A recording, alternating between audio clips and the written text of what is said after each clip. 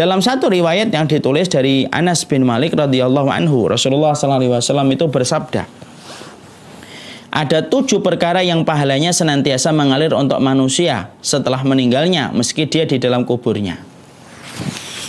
Ya. Jadi Rasulullah SAW menyebutkan dalam hadis yang diriwayatkan dari Anas bin Malik dari sahabat Qatadah. Hadisnya ini termasuk hadis yang sahih. Rasulullah mengatakan ada 7. Ada 7 amal. Yang sifat dari 7 amal itu terus memberikan pahala walaupun kita telah meninggal dunia. Nah, 7 ini kita harus mengerti. Supaya nanti ketika kita sudah tidur di alam barzah kita, maka amal yang akan bekerja untuk kita untuk memberikan pahala. Dan beruntungnya manusia ketika orang solih di sekitarnya dia tinggalkan, maka orang-orang itu pada amal soleh yang dia lakukan, maka amal soleh itu yang akan menghantarkan pahala untuknya ketika dia meninggal dunia. Apa 7 perkara yang disampaikan oleh Imam Qurtubi? Ada 7 perkara yang akan memberikan pahala yang besar kepada orang yang telah meninggal dunia walaupun orangnya telah menutup mata. 1, orang yang mengajarkan ilmu. Orang yang mengajarkan ilmu termasuk orang-orang yang mereka itu akan terus mendapatkan pahala. Selama ketika dia mengajarkan ilmu tidak ada niat dan tidak ada obsesi yang dia lakukan dan dia miliki ketika mengajar kecuali 1, yaitu mendapatkan keridhaan Allah. Ketika ilmu itu nyampe pada hati manusia, maka sesungguhnya ketika dia beramal atas apa yang diajarkan orang tersebut, maka selama itu mengalir pahala kepada orang tersebut. Itulah kemuliaan orang yang ngajar ilmu. Itulah kemuliaan orang yang berdakwah.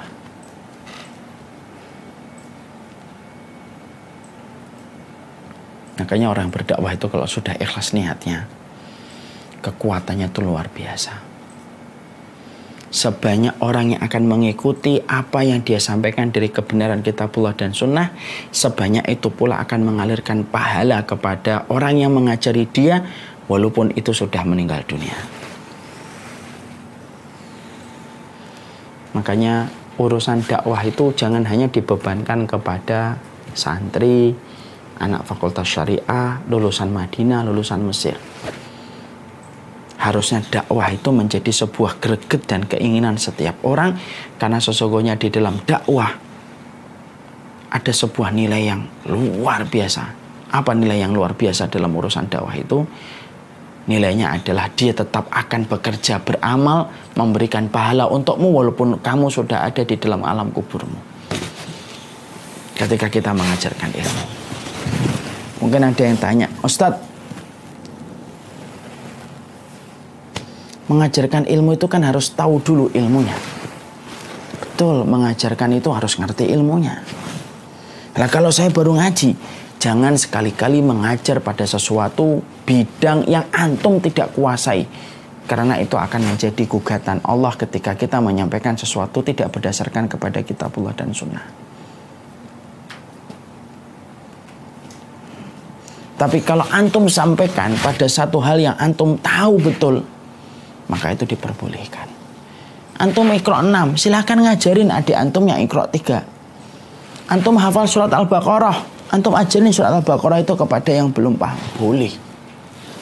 Dan nilai yang besar yang Allah akan berikan itu apa?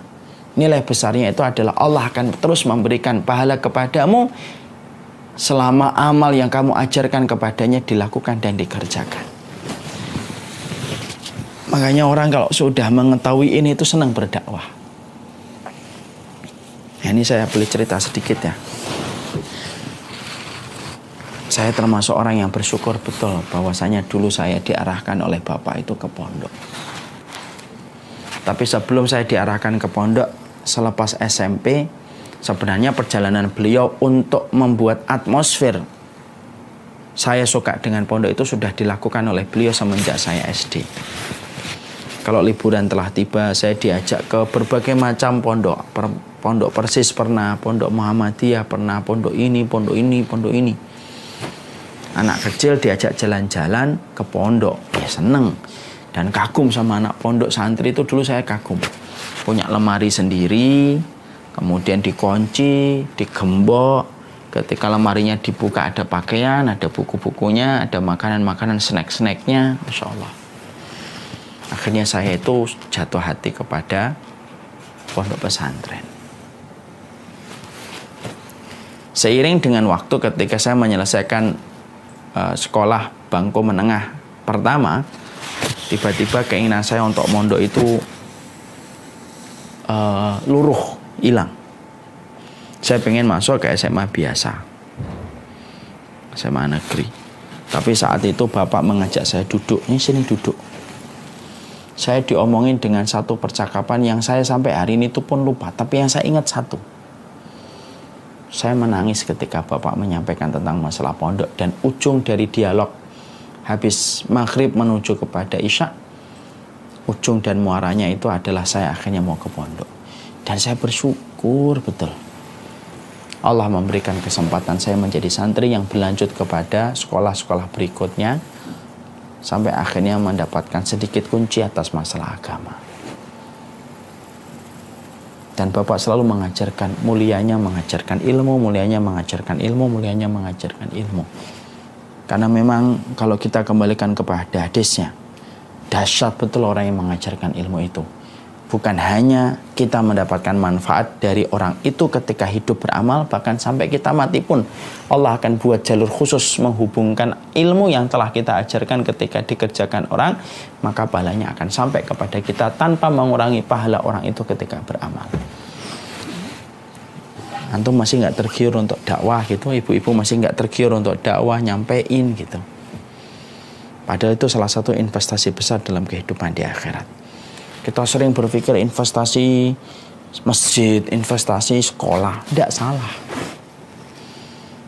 Tapi termasuk salah satu investasi yang kita harus berikan itu adalah investasi ilmu. Sepanjang ilmu itu nanti diamalkan, sepanjang itu pula akan mengalir pahala, tidak ada putusnya ketika kita sudah di dalam barzakh. Mengajarkan ilmu. Dan mengajarkan ilmu itu tidak harus nunggu kita sempurna dulu. Banyak yang suka beralasan, saya itu masih belum sempurna Ustadz, masih banyak dosanya, saya malu kalau ngajarin. Itulah bisikan syaitan, kata Hasan Al-Basri, untuk memadamkan semangat orang untuk mengajarkan ilmu. Yang betul itu, kamu terus perbaiki hidupmu, ketika salah kamu bertobat, ketika khilaf kamu beristighfar, tapi tetap sampaikan ilmu itu. Karena di antara 100 orang yang kamu kirimi, broadcast yang kamu kirimkan, mungkin ada satu orang yang dengan itu akhirnya bisa menjadikan dia mendapatkan kebaikan, dan kebaikan itu selama dilakukan mengalir pahala untuk kita. Kita kan tidak tahu. Ada sebuah kisah nyata di London kalau tidak salah. Ada satu bapak punya anak kecil perempuan. Kerjaannya itu kalau punya waktu, mereka itu suka nyebarkan pamflet ataupun buku-buku tentang keindahan Islam, supaya orang itu mendapatkan narasi tentang Islam itu sempurna dan tidak mendapatkan narasi dari media mainstream yang selalu menjadi Islamophobia. Selalu hampir tiap pagi memberikan itu sampai habis. Ada sebuah kisah yang terjadi pada satu hari, hujan saljunya begitu deras betul. Ketika begitu deras menjadikan akhirnya sang bapak mengurungkan niat pada pagi itu untuk tidak menyebarkan pamflet atau buku sebagaimana biasanya. Anak kecilnya karena begitu semangat, anak kecilnya sudah mengambil baju, sudah bersiap-siap, sudah mengambil segepok dari buku dan pamflet yang akan dia sebarkan. Lalu pada saat itu sang ayah berkata kepada sang anak, "Nak, suasana lagi tidak bagus nih, kita tidak usah pergi." "Jangan ya, kita harus pergi. Kalau memang ayah nggak mau pergi, biarkan saya pergi dan saya hati-hati. Saya mengizinkan." Sang anak pergi keliling mengetuk pintu ketika tidak banyak orang lalu lalang di jalan. Akhirnya dia mengetuk semua pintu. Dan di antara satu pintu ketukan pintu itu ada seorang nenek tua yang mendapatkan pamflet itu bersinar-sinar, wajahnya bahagia. Selang 1 pekan nenek itu datang ke masjid untuk masuk Islam. Langsung masuk Islam. Ketika ditanya bagaimana kok bisa masuk Islam, kenapa? Karena malaikat kecil yang bernama anak kecil yang mengetuk pintu rumah saya ketika hujan deras, ketika hujan salju datang, Dia mengetok pintu rumah saya, memberikan pamflet tentang masalah keindahan Islam dan kelapangan hati. Padahal pagi itu saya itu pengen mati bunuh diri karena tidak tahu apa yang saya lakukan. Dan karena malaikat kecil bernama anak ini yang mengurungkan saya untuk mati bunuh diri. Masya Allah, orang itu masuk Islam. Kita bayangkan pahalanya sebesar apa. Ajarkan ilmu itu. Mengajarkan ilmu tidak harus di depan panggung, tidak harus di atas mimbar, tidak harus kemudian di belakang meja. Bisa jadi ketika mengajarkan ilmu dalam milieu yang kecil, istri kita, anak kita, keturunan kita, itu yang kita ajarkan ilmu. Makan tangan kanan, kalau minum duduk lebih baik. Kalau kemudian ketika habis sholat subuh ada sholat suruh. Ternyata setelah kita nanti terbujur kaku meninggal dunia, bisa jadi yang dilihat oleh anak kita dari rutinitas kita. Lalu kemudian mereka melakukannya, maka itu akan mengalir pahalanya untuk kita walaupun kita terbujur di dalam kubur. Makanya kalau boleh saya membuka dapur saya sedikit. Istri saya itu berkata, "Bi, nanti kalau anak-anak mau mulai belajar Quran gitu, yang mengajarin Al-Fatihahnya saya ya, jangan yang lain." Nah, saya memberikan kesempatan. Ya, silahkan. Pernah saya ngobrol sama beliau, kenapa sih harus ngajarin Al-Fatihah itu kamu? Iya, Bi. Saya pingin sekali nanti anak-anak itu ketika nanti membaca Al-Fatihah ketika sholat, itu mengalir pahala untuk saya. Kalau Abi kan udah ngajar banyak tempat di mana-mana. Dan insya Allah banyak orang-orang yang mengambil ilmunya dari Abi. Saya tersenyum, saya senang. Kenapa? Istri saya memiliki pandangan tentang investasi akhirat yang akan bekerja amal itu untuk memberikan pahala kepadanya. Setiap anak itu membaca Alhamdulillahirrabbilalamin, mengalir pahala untuk dia. Itulah indahnya mengajarkan ilmu. Mengajarkan ilmu menjadikan seseorang itu ketika mengajarkan ilmu, pahalanya terus mengalir. Layaknya air yang mengalir sampai ke tengah samudra. Makanya bapak-bapak ini saya sampaikan. Mengajari ilmu anak itu merupakan milieu yang paling kecil dan paling minim. Jangan sampai pokok-pokok agama itu diajarkan sama orang.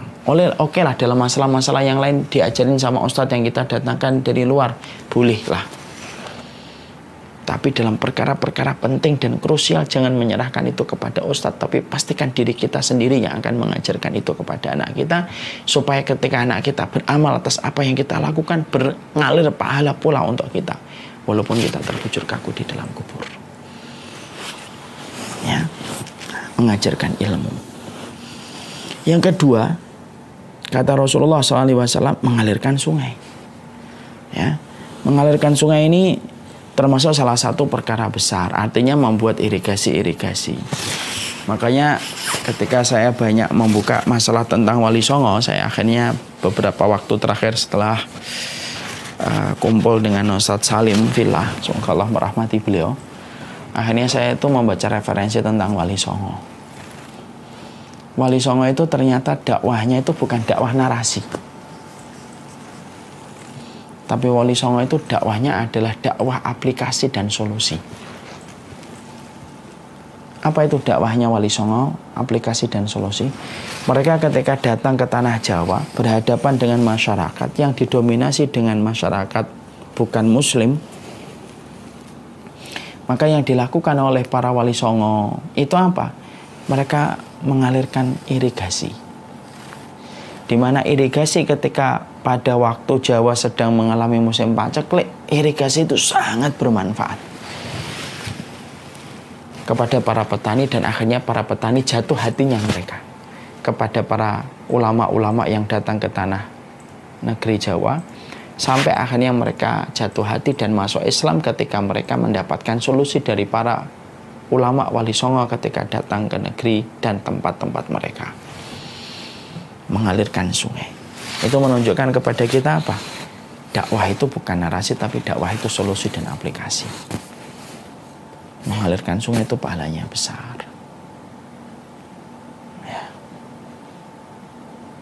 Maka setiap sungai itu mengalir, maka sebanyak itu kita akan terus mendapatkan pahala ketika aliran itu mengairi sawah, mengairi pematang, mengaliri banyak kebun, dan akhirnya memberikan manfaat profit, dan profit itu bisa dikembalikan kepada kepentingan agama, maka akan mengalirkan pahala yang tidak ada hentinya.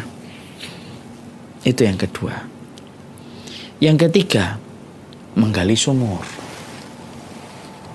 Menggali sumur ini termasuk salah satu amalan besar. Bukan hanya untuk kita ketika hidup, bahkan kepada orang yang meninggal dunia itu yang paling afdal itu sebaik-baik sedekah itu alirkan air. Makanya Nabi ketika ditanya sama seorang sahabat, yaitu sahabat Sa'ad, apa sedekah yang paling afdal untuk ibu saya ya Rasulullah? Nabi menjawab, ijril ma', alirkanlah air. Nah, termasuk menggali sumur ini termasuk salah satu amal yang besar. Bukankah sahabat Utsman pernah diceritakan dalam sirah membeli air sumurnya seorang Yahudi dan membebaskannya untuk kaum muslimin, dan sumur itu terus memberikan manfaat.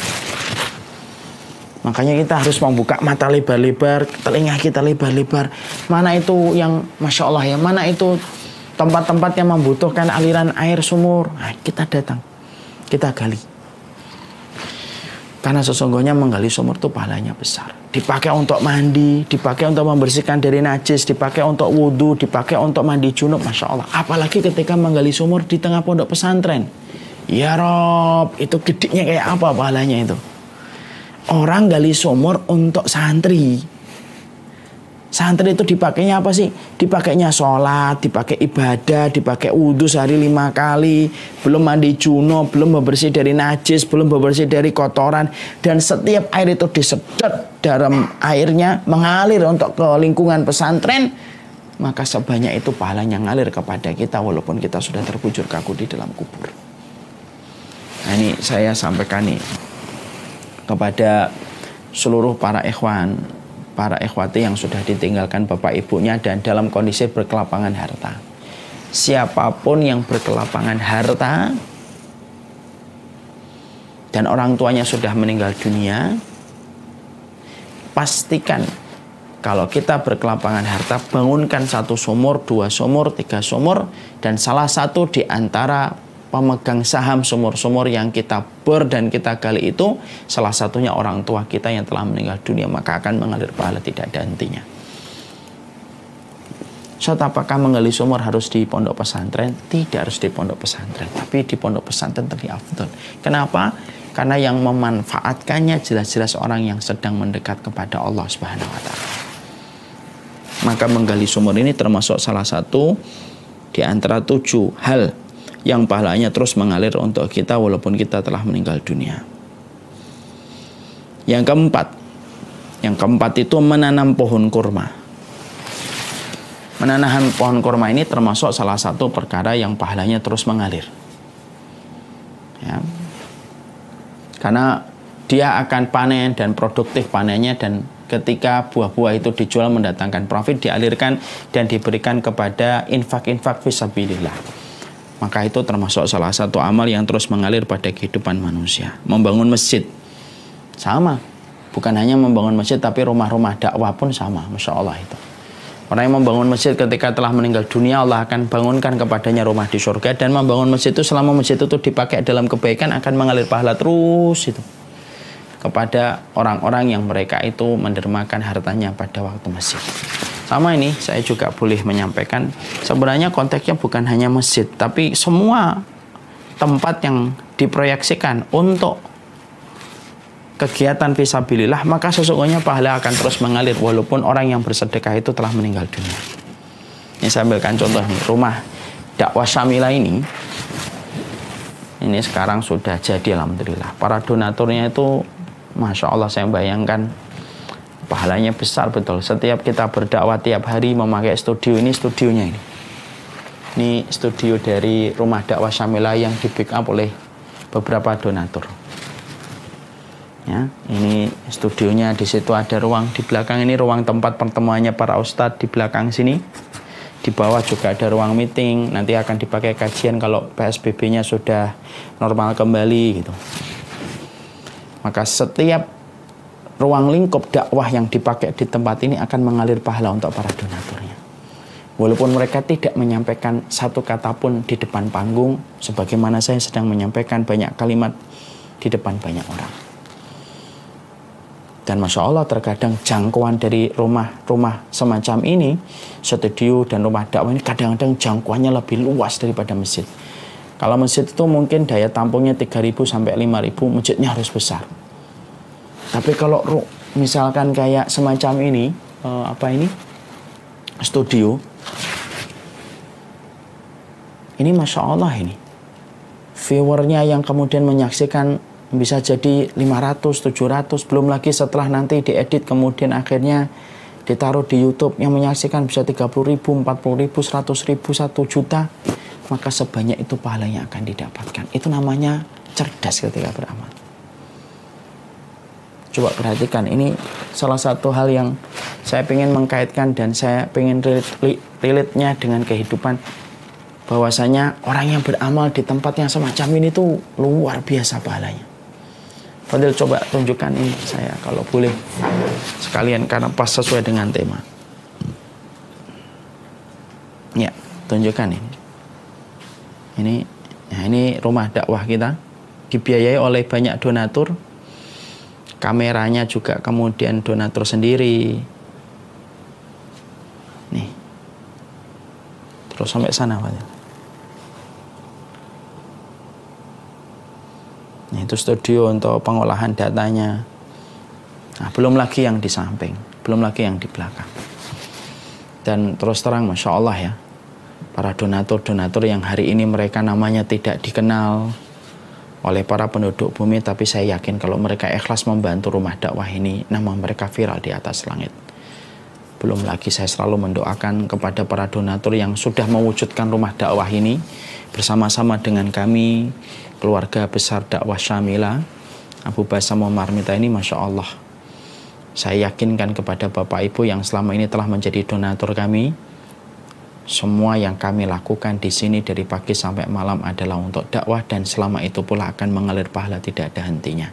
Itulah yang disebut dengan shortcutnya kita ke surga. Maaf ya, kalau kita ke surga hanya mengandalkan sholat, jujur deh, berapa kali kita sholat tidak khusyuk. Kalau kita ke surga hanya mengandalkan puasa, jujur, berapa kali kita puasa ini tidak khusyuk juga, atau kemudian susah untuk menjaga niat ketika puasa sunnah. Kalau kita ke surga hanya mengandalkan haji umrah, jujur, berapa kali sih kita haji umrah di dalam umur-umur kita? Terbatas betul. Tapi kalau kita tahu kita tidak bisa ke surga hanya mengandalkan sholat, kita tidak bisa ke surga hanya mengandalkan puasa, kita tidak bisa ke surga hanya mengandalkan haji dan umrah, karena minimnya kita berkualitas pada ibadah itu, pastikan kita punya shortcutnya kita untuk menutupi kekurangan kita pada ibadah-ibadah yang tadi kita sebutkan. Salah satunya, cerdaslah berinvestasi pada urusan akhirat. Orang-orang yang kemudian membangun masjid, membangun rumah dakwah semacam ini, membantu dan membackup para ustadz ketika dia harus menyampaikan kalimat Allah dengan tim yang terbaik, dengan cara yang terbaik. Akhirnya banyak orang yang mereka punyanya duit dan mereka ikut membantu dengan uang dan finansial mereka. Masya Allah, bisa jadi mereka inilah yang lebih besar pahalanya daripada ustadz. Kenapa? Nama mereka tidak muncul di depan, nama mereka tidak dikenal orang, mungkin orangnya juga tidak dikenal orang, tapi bisa jadi ketika banyak orang hari ini solih disebabkan karena harta-harta yang mereka titipkan kepada para orang-orang yang berdakwah. Dan itu investasinya besar. Innallaha qasamal a'mal kama qasamal arzaq. Allah itu membagi amal sebagaimana Allah bagi rezeki. Ada yang bisanya ngajar, ada yang tidak bisa ngajar, tapi punya rezeki. Maka kemudian dia beramal dengan rezekinya itu. Dia cari ustadz yang kemudian menurut dia ini salih, baik. Saya bantu ustadz, apa yang antum butuhkan? Saya bantu. Itulah yang disebut dengan investasi, itulah yang disebut dengan shortcut. Jangan kita menuju kepada surga hanya bermodal dengan sholat. Jangan hanya bermodal dengan puasa. Karena kita khawatir sholat-sholat kita banyak yang belum khusyuk. Kita khawatir banyak puasa-puasa kita yang belum ikhlas. Dan itu yang menjadikan kita akhirnya apa? Mendapatkan kebaikan. Ini akan tetap mengalir. Jadi kalau misalkan kita meninggal dunia, tapi saya tetap berdakwah, atau orang yang menggantikan saya nanti tetap berdakwah terus, maka itu terus akan melapangkan kebaikan bagi mereka. Dan itu menggiurkan investasi yang semacam itu. Ini jujur saya sampaikan, ada yang membackup untuk studio ini khusus, plus dengan mic-nya, kalau tidak salah hampir berapa ya? 50 juta. Tapi akan terus mengalir pahala ketika suara saya direkam, mic-nya kepake, lampunya kepake.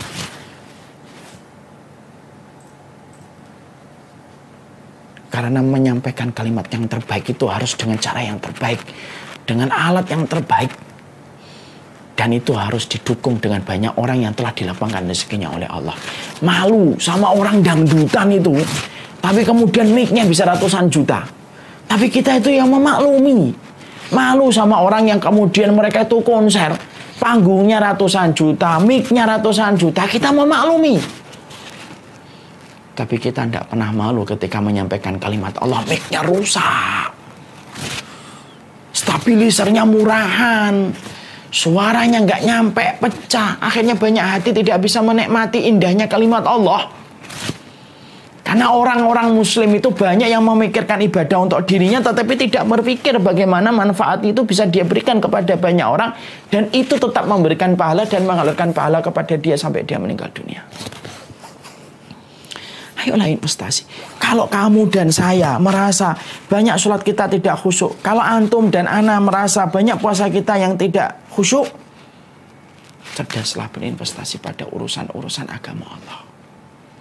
Membangun masjid itu termasuk salah satu di antara amal yang mengalir pahalanya. Membangun rumah dakwah, membantu dakwah termasuk di dalamnya. Mewariskan mushaf,